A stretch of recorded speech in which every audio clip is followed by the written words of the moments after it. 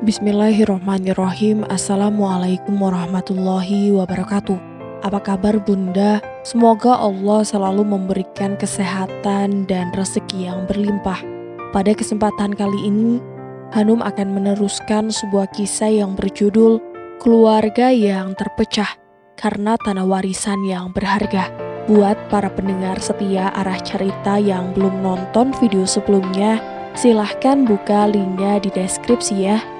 Nah, biar makin seru, langsung saja kita ke ceritanya.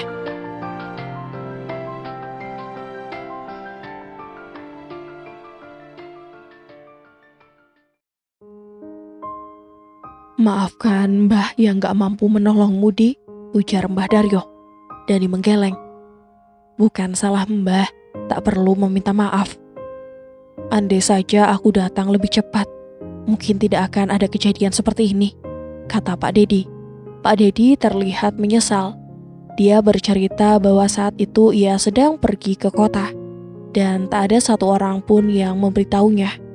Saat dia pulang melewati rumah Dani, suasana sudah ramai dan Dani tak sadarkan diri.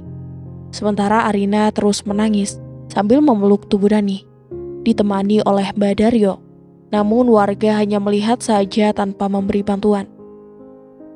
Pagi ini, Dani sudah berada di rumah setelah beberapa hari dirawat.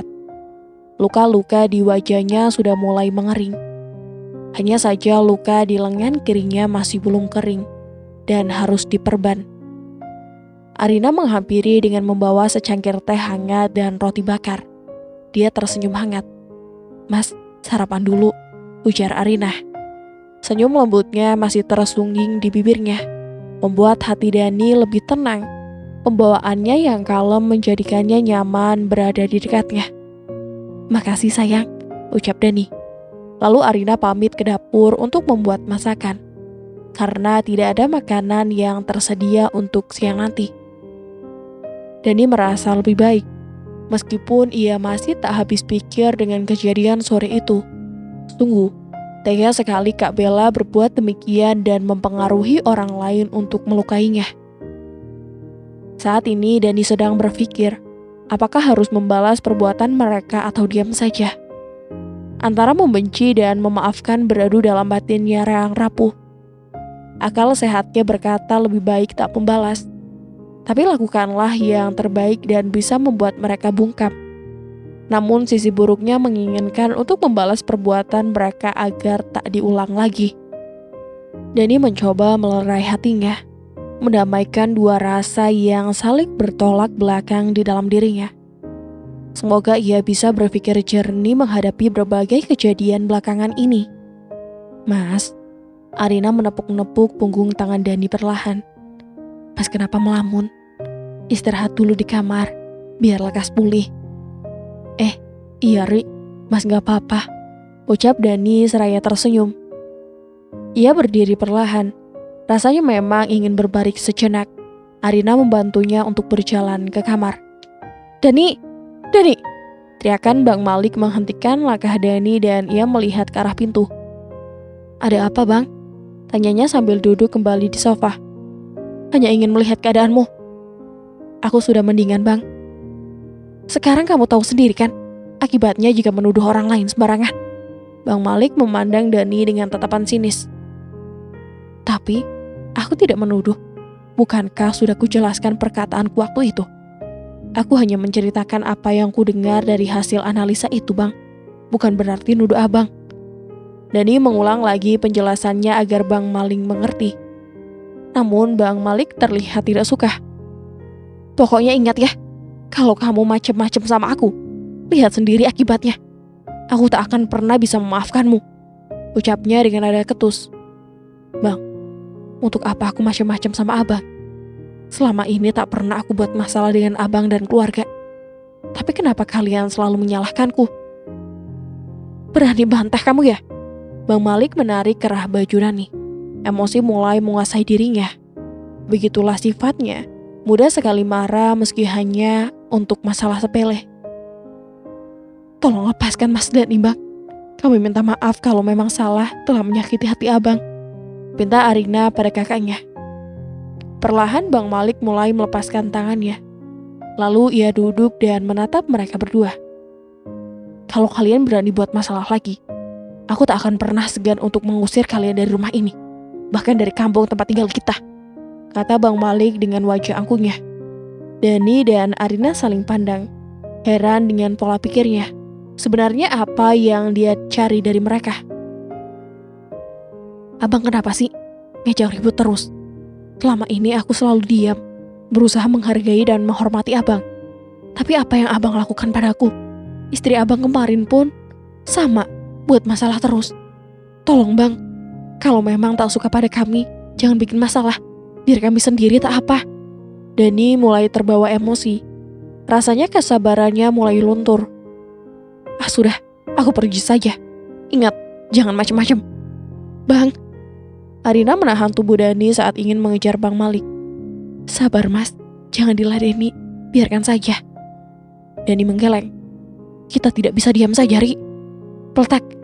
Terdengar suara benda melempar jendela saat Dani masih berbicara dengan istrinya. Arina segera keluar untuk melihatnya. Lalu kembali lagi dengan membawa sebuah botol yang berisi kertas. Dani membukanya dan terperangah melihat tulisan yang ada di kertas itu. Aku akan kembali membuat perhitungan. Ada masalah apa lagi ini? Dani berdiri di depan rumah. Matanya mencari-cari siapa yang baru saja melempar botol berisi surat ke arah rumahnya. Tidak ada siapa-siapa di luar. Siapa yang melakukan ini? Apakah Bang Malik? Tapi bukankah dia baru saja keluar dari sini? Bagaimana mungkin kakaknya yang melakukannya? Mas, ayo masuk. Mungkin hanya orang iseng yang ganggu, kata Arina dengan suara tenang.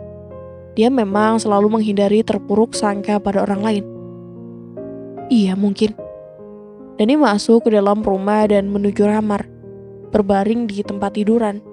Sementara Arina kembali ke dapur melanjutkan pekerjaannya. Harum masakan Arina menyapa indera penciumannya, membuatnya merasa lapar. Arina memang pandai memasak, dan rasanya pun cukup enak sekali. Namun, saat Dani hendak bangkit dari pembaringan, terdengar suara gaduh dari luar. Brak, brak. Dani terkejut dan bergegas menuju ruang tamu. Suasana terasa semakin mencekam. Terdengar seseorang seolah ingin mendobrak pintu rumah yang terkunci, dengan pintu yang terus bergerak seolah ada yang mendorongnya. Siapa itu? Teriak Dani, dan tiba-tiba suara itu berhenti. Sepi, tak ada suara-suara lain. Keadaan itu membuat Dani semakin penasaran dan memutuskan untuk membuka pintu. Teras rumah tampak kosong, tidak ada tanda-tanda orang yang datang. Mas, kenapa lagi? Arina berdiri di belakangnya, juga terlihat penasaran. Kamu dengar suara berisik tadi kan? Iya, tapi kok nggak ada siapa-siapa? Nah, itu masalahnya. Kalau memang ada perlu sama Mas, kan nggak perlu seperti itu. Arina mengangguk. Betul Mas, semoga saja nggak ada apa-apa ya Mas. Iya Ri, Mas bingung kenapa belakangan ini kita jadi banyak masalah ya. Tapi sudahlah, kamu masuk saja. Mas mau lihat-lihat sekeliling rumah. Siapa tahu orang itu masih di sekitar sini. Hati-hati Mas, ujar Arina sebelum masuk dan menutup pintu rumah. Dani menyusuri halaman rumah, memeriksa setiap sudut. Tidak ada apapun di sana. Dia berpindah ke halaman samping dan belakang, tetapi tetap tak menemukan apapun. Sedang cari apa Dan? Tanya Badaryo yang sedang membersihkan rumput di belakang rumahnya. Heran melihat Dani yang celingukan. Rumah mereka memang bersebelahan, dan tak jarang mereka menghabiskan waktu bersama, ngopi di halaman belakang saat ada waktu senggang. Dani menoleh dan tersenyum. Lagi cari orang, Bah? Cari orang? Loh, kok sampai ke bawah-bawah tanaman Dan? Badaryo terlihat bingung. Dani mendekati Badaryo dan duduk di teras belakang rumahnya. Dia mulai menceritakan apa yang baru saja dialaminya. Badaryo mendengarkan dengan seksama, mengangguk-angguk dan mengingatkan untuk selalu berhati-hati. Setelah berbincang dengan Badaryo, Dani kembali ke depan rumah, tetap mencari siapa yang mungkin saja masih ada di sekitar sana. Saat hendak masuk ke rumah, tiba-tiba dia menemukan selembar surat di atas balai-balai bambu. Kalau kamu berani macam-macam, tanggung sendiri akibatnya. Dani merobek surat itu setelah membacanya. Ini tidak bisa dibiarkan. Dia harus mencari tahu siapa yang melakukan semua ini. Didi dan 2 anak didiknya datang berkunjung siang ini. Mereka bercerita betapa rindunya mereka kepada orang yang selalu menemui dan mengajari mereka kesenian di yayasan.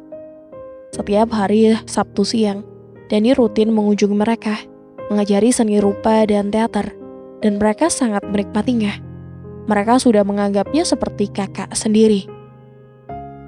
"Bang, kapan tengok kami ke yayasan lagi? Kami rindu main teater," ungkap Didi. "Loh, kalian kan bisa main sendiri, sudah besar, masa harus ditemani terus?" candanya.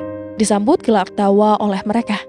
"Tetapi beda rasanya bang, gak ada pelatih yang galak kayak abang," balas Didi berkelakar. Tawa pun kembali mewarnai ruangan. Anak-anak itu memang selalu membuat suasana ceria. "Ayo anak-anak, diminum tehnya. Ini juga ada kue untuk kalian," kata Arina sambil membawa nampan berisi makanan. Anak-anak tampak senang dan berebut untuk mengambil duluan. "Aku dulu dong, kan aku yang paling dekat dengan Kak Arina," pinta Didi. Gak bisa, aku tadi udah berdiri duluan menyambut kakak tercinta," gurau anak. "Hei, cinta-cinta, nanti Bang Dani cemburu. Jangan sembarangan ngomong," timpal Radit. Dani dan Arina tertawa mendengar gurauan mereka. Sangat lucu mereka ini. "Bang, izin bersih-bersih halaman ya. Tadi saya lihat banyak daun-daun kering di sana," ujar Didi, yang disambut anggukan kepala 2 anak lainnya. "Tidak usah, nanti malah merepotkan kalian," ujar Dani merasa tak enak. "Gak apa-apa bang, kami ingin bantu abang dan kakak, walau hanya sekedar bersih-bersih," ujar Didi. "Kami gak keberatan kok bang, iya kan Ang?" Radit memastikan kalau mereka memang sungguh-sungguh ingin membantu. "Iya bang, pokoknya tenang aja, kami siap membantu," sahut Nanang. Dani menoleh ke arah Arina, meminta persetujuan. Arina mengangguk tanda setuju. "Ya sudah, tapi jangan protes kalau kalian capek. Halamannya luas, seperti lapangan bola," ujar Dani sambil sedikit bercanda. "Siap bang," jawab mereka kompak. "Aku bagian depan ya," kata Didi. "Yo wes, aku bagian samping," jawab Radi. "Oke, kalau begitu aku bagian belakang. Mari kita let's go," timbal Nanang penuh semangat. Arina tertawa mendengarnya. "Kalian ini lucu." Dani tersenyum melihat keakraban mereka dengan Arina. Ternyata tak hanya dengannya saja mereka bisa akrab, tetapi juga dengan Arina. Setelah diberitahu di mana alat-alat kebersihan disimpan, anak-anak itu mulai berlarian keluar rumah dan memulai aksinya. Arina terlihat sangat antusias saat menyiapkan makanan dan minuman dingin. Meski sudah menyuguhkan makanan kepada anak-anak, dia masih membuatkan makanan baru untuk mereka sebagai bingkisan. "Semangat sekali istriku ini." Dani menghampiri Arina di dapur. "Iya mas, rasanya senang sekali mereka bisa datang kemari. Suasana jadi ramai, apalagi mereka suka bercanda," kata Arina sambil memasak. "Sama, mas juga senang mereka datang. 3 anak itu yang paling dekat dengan mas di yayasan. Mereka sudah seperti adik sendiri," jawab Dani. "Aku juga merasa seperti itu mas." "Gimana kalau kita jadi kakak asuh mereka?" usul Dani. "Mas yakin? Kalau aku sih setuju aja, gak ada salahnya juga menjadikan mereka adik angkat." "Iya, sebenarnya kasihan mereka, sering ditinggal orang tuanya, jadi mereka ini seperti anak-anaknya yang kesepian di rumah, seperti kita dulu. Makanya mereka bertiga sangat akrab, mungkin karena punya masalah yang sama." "Memangnya ibu mereka kemana? Biasanya yang kerja itu kan ayahnya mas," tanya Arina, semakin penasaran. "Panjang kalau diceritain semuanya, rel kereta api aja masih kalah panjangnya dengan kisah mereka," jawab Dani sambil tersenyum. "Mas, serius ih?" Arina mencubit perut Dani. "Ya mas serius," kakak Dani. "Intinya, kedua orang tua mereka sama-sama bekerja dan merantau keluar provinsi, jadi mereka jarang bertemu dan tinggal dengan saudaranya. Makanya mereka akrab sekali. Sudahlah, mas mau lihat mereka dulu." "Oh iya mas, bawakan untuk mereka sebagai ucapan terima kasihku," ujar Arina sambil memberikan 3 bingkisan. "Siap, laksanakan tugas putri." Arina tertawa dan Dani bersiap untuk ke depan rumah. Namun saat hendak melangkah, terdengar suara ribut-ribut di luar. Dani segera menuju ruang tamu dan membuka pintu untuk melihat apa yang terjadi. "Hei, sedang apa kamu di sini?" Didi terlihat cemas, dan dari ekspresi wajahnya, Dani bisa melihat bahwa ada sesuatu yang tidak beres. "Hei, ada apa ini? Kenapa dengan Didi?" tanya Dani, melangkah keluar dengan hati-hati. Lelaki yang berdiri di depan Didi itu mengenakan jaket hitam dan topi yang menutupi sebagian wajahnya. Dia terlihat cukup rapi, tetapi ada sesuatu yang mencurigakan dari cara dia berdiri. Wajahnya terlihat tegang, seolah-olah sedang menunggu reaksi dari Dani. "Saya cuma ingin bicara, Bang," kata lelaki itu dengan suara pelan, namun ada ketegangan yang terasa.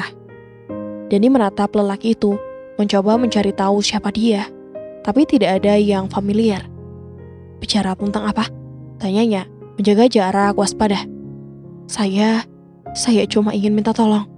Lelaki itu melanjutkan dengan suara lebih pelan, hampir terdengar seperti bisikan. "Tolong bantu saya, Bang. Kalau enggak, ada orang-orang yang akan datang sini." Dani terdiam, otaknya mulai berpikir keras. Siapa orang ini? Apa yang dia inginkan? Dan kenapa dia membawa ancaman?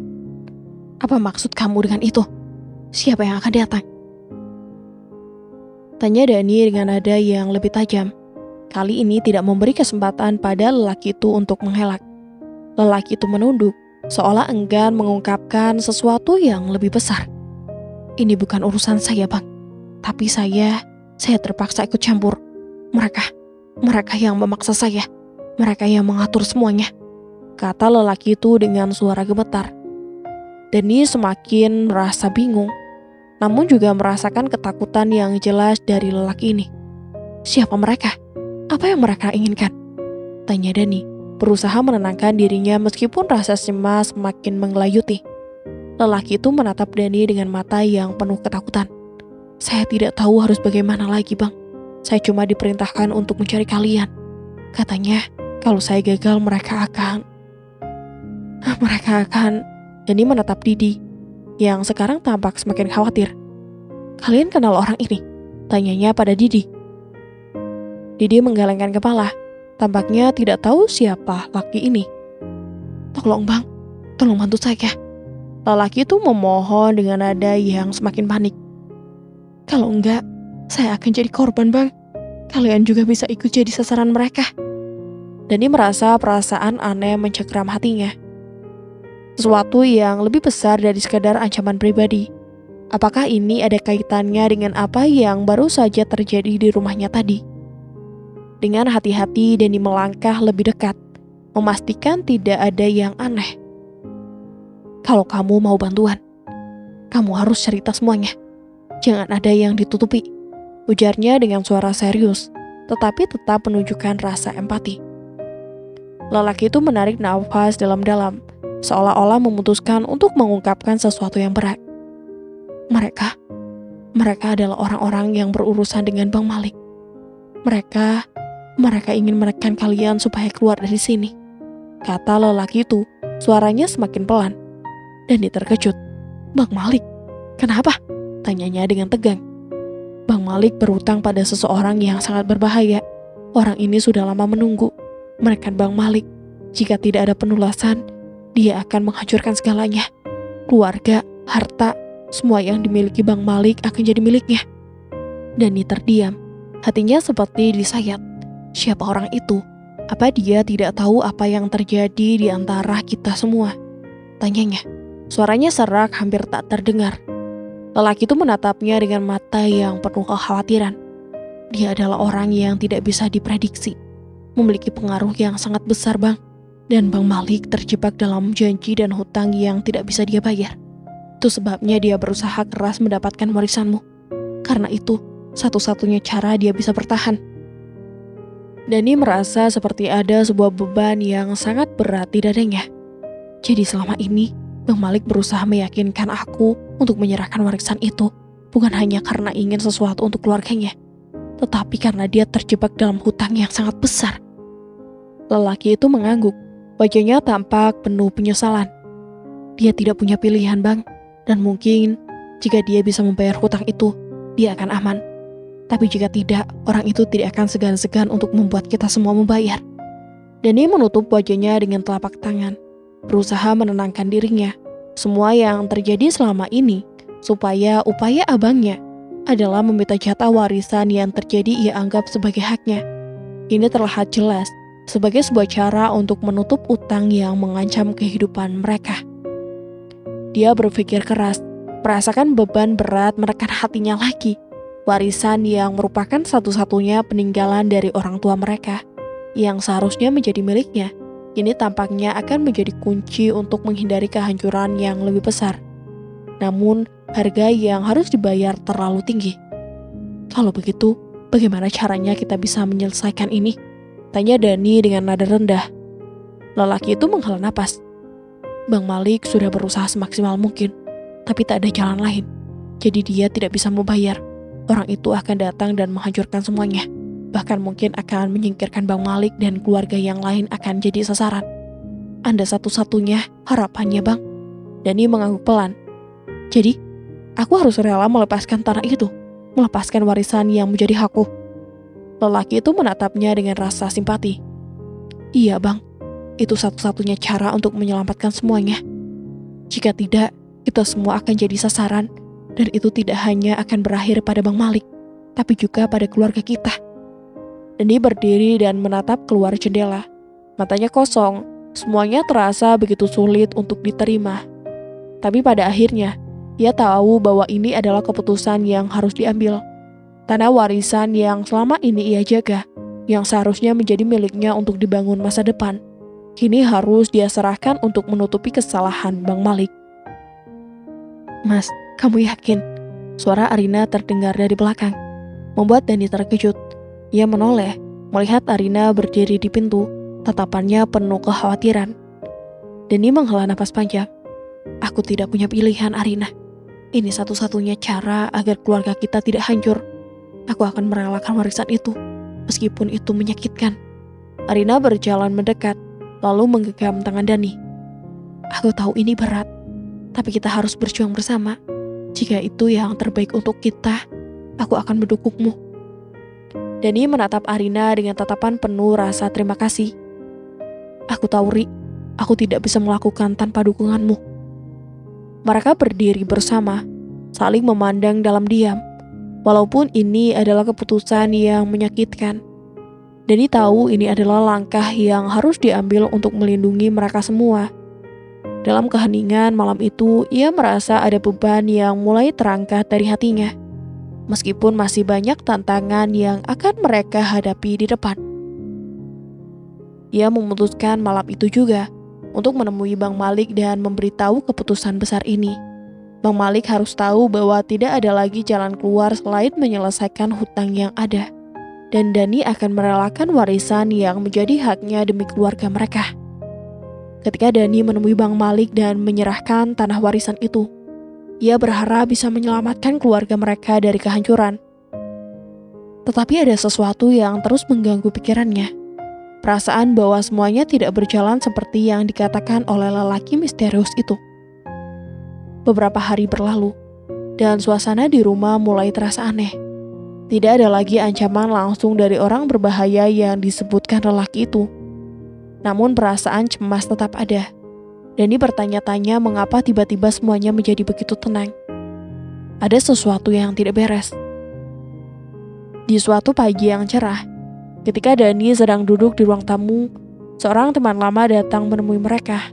Namanya Yuda, seorang sahabat lama Bang Malik yang sering bertandang rumah. Yuda membawa kabar yang mengejutkan. Mas Dani, ada yang ingin saya sampaikan, kata Yuda. Menatap Dani dengan serius. Ada yang ingin mengungkapkan sesuatu. Ini tentang Bang Malik. Dani menatap Yuda dengan penuh perhatian. Hatinya berdebar. Apa maksudmu? Yuda menarik napas panjang, tampak ragu sejenak. Bang Malik, dia sudah membayar orang yang kamu temui itu. Semua yang diceritakan lelaki itu tentang hutang, tentang ancaman, semuanya bohong. Dani tertegun. Rasanya dunia seperti runtuh di sekelilingnya. Apa? Jadi selama ini Bang Malik, dia hanya berpura-pura? Iya mas, dia membayar lelaki itu untuk menemui kamu dan membohongimu. Semua yang dikatakan tentang hutangnya, semua ancamannya, Semuanya hanya trik untuk memanipulasi kamu. Semua teror yang datang ke keluarga kalian itu adalah bagian dari rencananya. Jelas Yuda dengan nada yang rendah. Dani merasa seperti ditampar keras. Hatinya dipenuhi kebingungan, marah, dan kecewa. Tapi, kenapa dia melakukannya? Bukankah dia saudaraku? Yuda mengangguk perlahan. Dia memang saudaramu, Mas. Tapi dia terjebak dalam permainan licik yang dia buat sendiri. Dia merasa terancam, tapi bukan karena hutang besar yang dia sebutkan, melainkan karena keinginan untuk memiliki harta warisan itu. Semua demi keuntungan pribadinya. Dia tahu kamu tak akan membiarkan keluargamu terancam, dan itu dia manfaatkan. Dani merasa hatinya diliputi kekecewaan yang mendalam. Setelah mendengar semua kebenaran dari Yuda, ia tahu tak ada lagi yang bisa disembunyikan. Semua manipulasi, kebohongan, dan rencana licik yang telah dijalankan Bang Malik ini terang benderang di hadapannya. Ia memutuskan untuk menemui Bang Malik dan meminta keadilan, meminta agar harta warisannya yang telah diambil kembali. Dengan langkah pasti, Dani menuju rumah Bang Malik. Saat ia sampai, Bang Malik sedang duduk santai di beranda, merokok dengan ekspresi tenang, seolah tidak ada lagi yang terjadi. Begitu melihat Dani, senyum tipis muncul di wajahnya. "Ah, Dani, datang juga akhirnya." Dani menatapnya tajam, menahan amarah yang terus membara di dalam dada. "Bang Malik, sudah cukup. Aku tahu semuanya sekarang," katanya. Suaranya berat dan tegas. "Aku ingin tanah warisanku dikembalikan. Itu hakku, dan aku tidak akan diam saja." Bang Malik hanya tertawa kecil, menghembuskan asap rokok dengan santai. "Dani, kamu harus sadar, itu semua sudah jadi milikku. Apa yang sudah diberikan tidak bisa diambil lagi. Tanah itu sudah menjadi bagian dari hidupku." Dani menggertakkan giginya, menahan diri untuk tidak meledak. "Bang, kamu tidak berhak memanipulasi semuanya. Kamu sudah tahu kenapa aku rela memberikan itu. Tapi sekarang aku sadar, semua itu hanya akal bulusmu. Kembalikan harta warisan itu, Bang. Ini hakku." Bang Malik meletakkan rokoknya di asbak, lalu menatap Dani dengan pandangan penuh pengkhianatan. "Hakmu? Itu sudah lama hilang. Kalau kamu pikir aku akan mengembalikannya begitu saja, kamu salah besar." Suaranya penuh dengan kebanggaan dan kekuasaan yang didapatkannya melalui kebohongan. Dani merasa seolah semua harapan itu hancur dalam sekejap. "Kamu tidak bisa begini, Bang. Aku tidak pernah meminta ini terjadi. Kenapa kamu harus melakukan semua ini?" Bang Malik berdiri dan mendekati Dani dengan senyum sinis. "Kamu terlalu naif, Dani. Dunia ini tidak semudah yang kamu bayangkan. Jika kamu memang cerdas, kamu akan tahu bahwa aku tidak akan pernah mengembalikannya. Dan jika kamu coba memaksa, hanya akan membuat hidupmu semakin sulit." Dani merasakan hatinya remuk. Semua usaha, semua pengorbanan yang telah dilakukannya ternyata sia-sia. Ia tak bisa lagi mengandalkan saudara yang seharusnya menjadi tempat ia berlindung. "Bang Malik, kamu benar-benar tidak punya hati," ucapnya dengan suara serak. Bang Malik menepuk bahunya dengan ringan, merasa puas dengan apa yang telah dia capai. "Hidup ini memang penuh taktik, Dani. Kalau kamu ingin bertahan, kamu harus belajar cara bermain dengan aturan yang ada. Sekarang, pergilah, jangan ganggu hidupku lagi." Dengan perasaan hancur, Dani berbalik dan berjalan pergi. Setiap langkahnya terasa berat, seolah membawa beban dunia di pundaknya. Namun ia tahu, satu hal, ia harus menerima kenyataan pahit ini dan mencoba melanjutkan hidupnya, meskipun sudah kehilangan segala yang pernah dia percayai. Dani berjalan dengan langkah gontai, merasa seolah dunia yang pernah ia kenal telah runtuh. Tiap langkah menuju rumahnya semakin berat, dan di dalam hatinya, kebingungannya semakin mengeras. Ia merasa tak lagi memiliki apa-apa. Semua yang dia percayai selama ini, semua yang dia anggap benar hancur begitu saja dalam sekejap. Sesampainya di rumah, Arina dapat melihat Dani dengan wajah yang lesu. Seolah tahu ada yang tidak beres, ia bergegas menghampiri suaminya. "Mas, ada apa? Kenapa wajahmu seperti itu?" Dani menghela napas panjang, berusaha menahan air mata yang hampir menetes. "Bang Malik, dia tidak akan mengembalikannya, Arina. Dia bilang apa yang sudah diberikan tidak bisa diambil lagi. Tanah warisan itu sudah jadi miliknya. Arina terdiam sejenak, mencoba mencerna apa yang baru saja didengar. Tapi, kenapa? Bukankah itu hak kita, Mas? Dani menundukkan kepala, tak mampu lagi memberikan jawaban yang jelas. Aku tidak tahu, Arina.